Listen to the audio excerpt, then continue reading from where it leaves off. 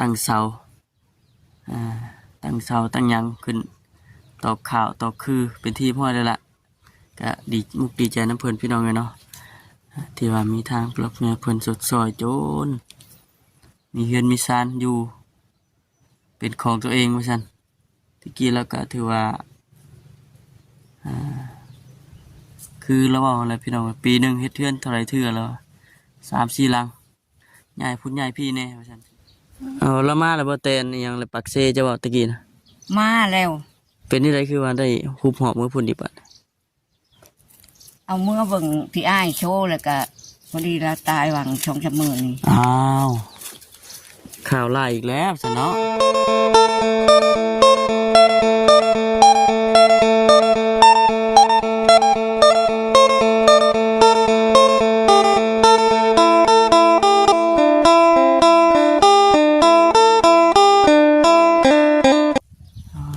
คืมเลยพี่น้องเนาะบรรยากาศรู้สึกว่าคืมแล้วบัดทีนี้เป็นน้ำมันมีบังบ่หรือว่าจังใดเพื่อนนะว่าพอคำเดินทางมาเพื่อนคือว่าแดดจางอยู่สันห่อนเหือไหลไข่ย่อยเสียงกระซีแหบเนี่ยเลยพี่น้องเนาะเอาจังใดก็ทักทายสบายดีเด้อพ่อแม่พี่น้องกันเบิดสุขุสุคนเนาะพี่น้องเนาะพอกับบ่าวคำคือเก่าอยู่ทงไฮทงหน้าพี่น้องมื้อนี้ก็ได้ถือว่าอากาศอยากอบอ้าวอยู่แค่ตรงไหนตรงหน้าFCเพิ่นสิว่าไปหาทางญาติเพิ่นอีกแล้วบ่ว่าซั่นได้เนาะมื้อนี้ทำบ่คำบ่ได้ไปพี่น้องเอ้ยมื้อนี้มีเวียกแน่ไปสีข้าวมาสวยแน่ว่าซั่นก็เลยบ่ได้ไป ก็เห็นในคลิปอยู่พี่น้องเอ้ยเนาะคลิปของทีมงานอ้ายเพิ่นนั่นแหละเห็นเพิ่นตั้งเสาตั้งยังขึ้นตอกข่าวตอกคือเป็นที่พ่อเลยล่ะก็ดีมุกดีใจน้ำเพลินพี่น้องเลยเนาะที่ว่ามีทางปลอบเงินเพลินสดซอยโจนมีเฮือนมีซานอยู่เป็นของตัวเองว่าซั่นที่กี้แล้วก็ถือว่าคือเราบอกอะไรพี่น้องปีหนึ่งเฮ็ดเทือนเท่าไรเทื่อแล้ว3-4 หลังใหญ่พุ่นใหญ่พี่แน่ว่าซั่นพี่น้องเลยเนาะเฮ็ดรอบนี้บ่คำคือสิว่าบ่ได้ง่ายดอกสามคำคิด อันอยู่ที่ดินเป็นของตัวเองเนี่ยเด้กะมื้อนี้นะบ่คำแวะเวียนเข้ามานี่แหละพี่น้องเนาะเข้ามาเยี่ยมทางแม่ตู้ปีเพิ่นบ่ได้มีหยังดอกพี่น้องเนาะบ่ได้มีทางพลักแม่เพิ่นมอบหมายหน้าที่หยังดอกคือตั้งใจแวะเวียนเข้ามาเยี่ยมมายามนี่แหละพี่น้องเนาะมาผู้เดียวมื้อนี้ก็ได้เห็นแม่ตู้ปีเพิ่นนั่งจอดอยู่นำผมห้อนบ่อยู่ทั้งเถียงห้อนบ่ตุห้อนแน่เนาะนั่งอยู่ม่วงมันป้าม่วงหล่นบ่ได้เก็บบ่น่ะเอาเก็บเออเก็บอยู่เนาะนี่คือมีจิลีแท้นี่เอากระวิดเลยไปเดียวไปใช้เบิดเมื่อบ้านแม่ตู้อันตู้บ่ตู้เมื่อบ้านไม่ชิโนบเลยเอาละมาแล้วบ่แตนอหยังเลยปักเซจะบอกตะกี้นะมาแล้ว เป็นนี่ไรคือว่าได้ฮุบหอบมือพุ่นดิบัด เอาเมื่อเบิ่งพี่อ้ายโชว์แล้วก็พอดีเราตายหวัง2-3 มื้อนี่อ้าวข่าวไล่อีกแล้วซะเนาะโดยเออแต่เมื่อตั้งแต่กี้พุทธได้จังมือแล้ว4-5 มื้อเลยได้ปาเถอะ4-5 มื้อได้เลยเนาะเลยไม่ตู้เราอยู่ผู้เดียวพี่น้องเลยหลานน้อยด้วยหลานชายนะผู้เขาบ้านน้อยผู้เขาไปดินน้ำนาบ่าวว่าสีมาเยี่ยมมายามนี่เลยพายสีมาเยี่ยมมายามถามไทยเบิ่งว่ามาสุดก่อนกะบ่พ่อเล่าว่าซั่นมาสุดก่อนกะทั้งไม่ตู้เราได้หับข่าวล่าอีกลูกสาวเสียชีวิตบัดรอบนี้บัดพี่ไอ้รอบนี้อยู่ผู้เดียวมีหมู่ป่าว่าใช่ไหมเนาะอยากเชื่อ ยัดเสื้อบ่เออก็มาทวีคิดว่าเอาคือมิดเทวสันคือบ่มีไผอยู่อะนะมิดจิรีอยู่ นี่จะอยู่ผู้เดียว อยู่ผู้เดียวนอกจากคิดว่าน้ำไผติ สิว่าน้ำไฟ เออขับมาแรงมาแห่งมิดจิรีได้เนาะ ร้านกะเขาบ้านน้อยผู้เขาตะกี้ว่าสิผูกแขนนะบ่าวเขาไป เป็น บ่ได้ผูก เป็นนี่ได้ ผูกมือ13ผูก อืม ผูกแขนแล้วก็มาเลยได้ตู้ก็ได้ผูกแขนนะบ่าวหลานชายเพิ่นได้เพิ่นก็มา แต่ว่ายังบ่ฮู้ว่าเพิ่นสิมาเมื่อใดติ ยังบ่ฮู้ อ่าที่แน่ๆก็คือ4-5มื้อเลยแหละปล่อยให้ตู้ปีนั่งนอนเหงาอยู่เที่ยงโอ้ยว่าซั่นเนาะผู้เฒ่าอยู่เที่ยง อยู่สองคนยังว่ามีหมู่ป่าว่าแล้วเนาะอยู่ได้จังซี่เนาะมันจำเป็นแน่พญาพะเยาบ่ฮู้ว่ามันสิเกิดยามใดสิได้เนาะ เป็นท้องไข่ได้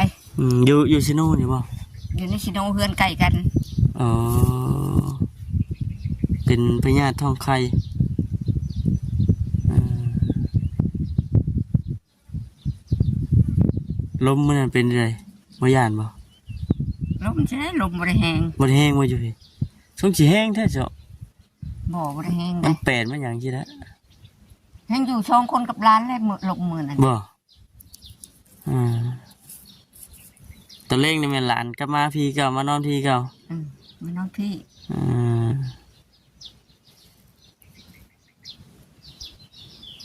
นี่แหละเนาะ อยู่ผู้เดียวก็ปบแล้วปบเถียงแหละ พบไปอยู่ใช่บัด พุ่นแล้วไปอยู่เถียงหมู่หลายคนพุ่นแล้ว ทั้งพูดก็มีคนนอนบ่ทุกคนเนี่ย นอนเบิดตั้งแต่พี่เถียงตัวนี้ ฉัน นอนเบิด ก็ใครเยอะเนาะกลางค่ำกลางคืนก็อุ่นอยู่เนาะเบ็ดนี่ อุ่นอยู่ เนาะเพราะว่าหน้าแถวใกล้เนี่ยก็เจ้านอนให้นอนหน้าเบิดกูคนน่ะนะพี่น้องเอ้ยเนาะ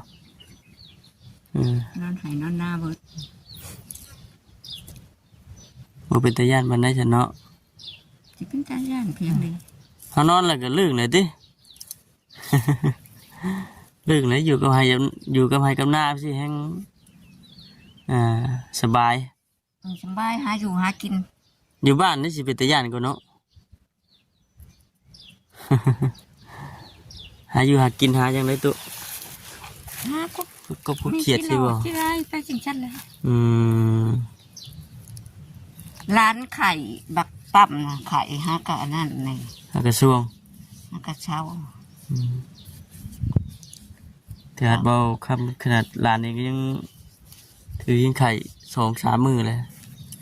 หากระทรวงว่าฉันก็เลยไม่ได้ไปไกลวันนั้นนะพี่น้องเนาะแวะเวียนมาเยี่ยมทั้งนี้ก่อนว่าฉันเขามาตั้งแต่กี่พุ่นน่ะแต่หึงเติบ ไข่เลยก็อายพร้อม ไม่ได้ไปโรงเรียนบ่ บ่ให้ไปมันไข่เลยก็บ่ให้ไป ยังจ่อยอยู่ฮะ แล้วเป็นไข่เด็กน้อยเนาะพี่น้อยเป็นไข่จัดผู้ใหญ่เฮาแท้ยังเติบหนึ่งเลยหลังจากที่เรามาแต่ปากเซ่กันถือว่าพ่อถ้าพี่น้องเนาะโชคร้ายกลับเข้ามาเยี่ยมมาเยือนอีก หลานสาวก็มานํคือกันบ่มื้อนั้น มา มาได้พากันเมื่อพูดอีก มาแล้วก็เมื่อพุ่นก็ ปกติหลานเพิ่นน่ะบัดยามบ่ได้เป็นยามพากันมาอยู่นํกันเบิดนี่บ่หลานสาวเพิ่นนะ บ่แล้วจะยินว่าสิไปทำงานอีกค่ะ ไปเฮ็ดงานอยู่ไสบัดน่ะ จ๊กอยู่น้ำอาวเขา อยู่ไทยบ่ อืม กลับลงฝั่งไทยพุ่นนี่แหละเนาะ เขาน้องพ่อ อ่า ให้ลงไป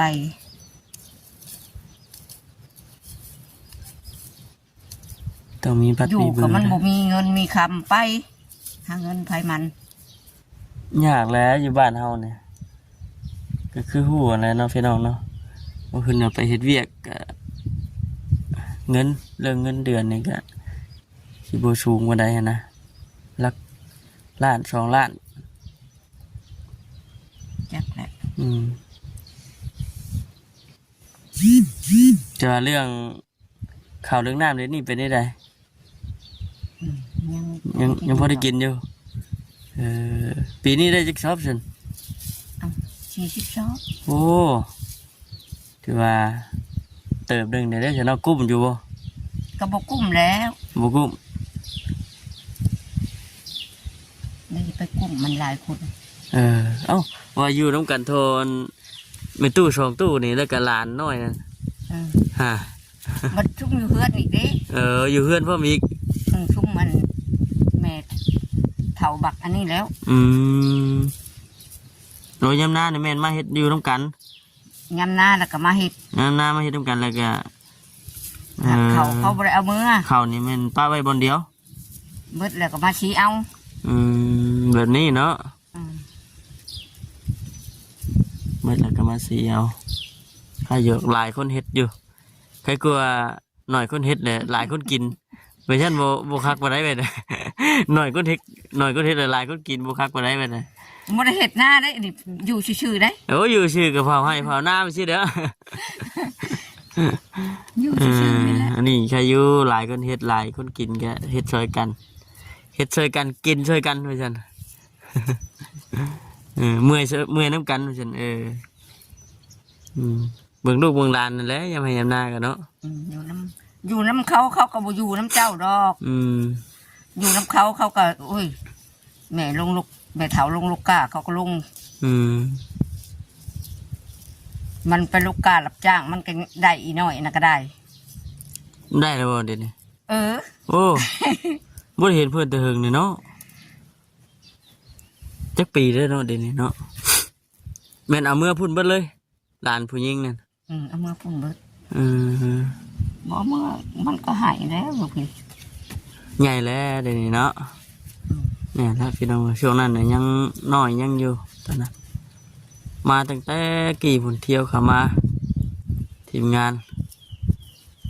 ก็เลยยันว่า FC บางท่านเพิ่นคิดฮอดคิดถึง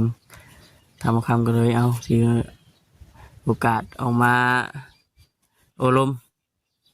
นั่งดินน้ำในตู้เพิ่นจังหน่อยเลยก็เป็นกลับเลยล่ะพี่น้องเนาะมาผู้เดียวตัวเองมื้อนี้ก็ได้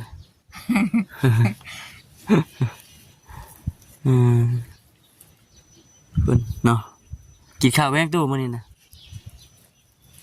ขาไก่แล้ว โอ้ยในเซฟเทะอยู่ผู้เดียวกันเนาะ ฉันจะกินยังฉันมันแดดบ่แดด มันแดดจี้ให้โอ้ยไปทางใดก็ขี้งอได้เนาะตุเมื่อยเนาะแต่ว่าน้ำในเนี่ยเจ้ากินใช่เด้อน้ำก๊อกได้บ่นมหันกระต้ม หยุ่มแล้วก็เป็นต้มเอาเนาะ ต้มแล้วเถอะนี่แหละพี่น้องเนาะแต่ว่าช่วงบ่ายแดดกำลังจะเงียบเงาที่ว่าทางบุคคลมาสุดก่อนก็ที่ว่าเงียบมารอบนี้ก็เงียบพี่น้องเนาะอีกประมาณ2 มื้อ 3 มื้อบ่แล้วกลับจะกลับจะกลับแหละยังพูดดิ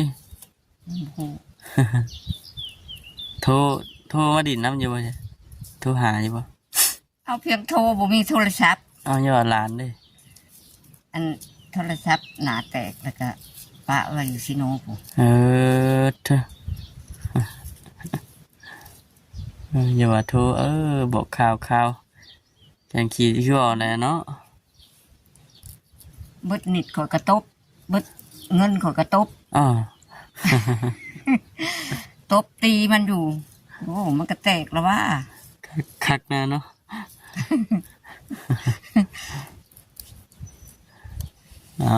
เอาเนาะพอได้เบิ่งมันเพิ่มกับสิกลับปะแล้วสำเร็จนี่เมื่อนานสิมาหาใหม่ทำประตูเราซื้อนี่แหละพี่น้องเนาะซื้อนี่มาตอนแล้วก่อนมีซื้อมีมาไว้ต้มเด้อ ไว้ต้มกิน บ่คือได้ต้มไก่แซ่บกว่าบ่จ๊ะ บ่แซ่บปานใดต้มไก่ก็ได้ไก่น้อย ไก่น้อย ไก่บ่ใหญ่ เออนี่แหละ ไก่น้อย ไก่หลายอยู่แล้วว่านอนอยู่ไห้อยู่นะ โอ้ยตายหวัง2-3มื้อนี่ มีคนเที่ยวเขามาซื้ออยู่บ่ บ่ได้ขายจักเทื่อ เออ มีแต่ต้มกิน เลี้ยงไว้กินเป็นอาหารดีเลยเนาะเลี้ยงอยู่ไห้อยู่นะสิก็สบายบ่คืออยู่แถวเพื่อนได้อย่างไรพี่น้องเอ้ยแถวเพื่อนแถวทาง เลี้ยงเป็ดสบาย เอามีแต่ว่าสิกลับป้านเลย โดย เมื่อหน้าเมื่อไหร่เพื่อสิเข้ามาหาใหม่ โดย โอเคไปสบายดีเด้อ สบายดี ไป้าพี่น้องเนาะมีแต่ว่าสิจบคลิปก่อนลาพี่ลาน้องไปก่อนเด้อคือบัดทีนี้ได้ก็อยู่ดีมีแฮงเบิดทุกผู้ทุกคนพี่น้องเนาะสบายดี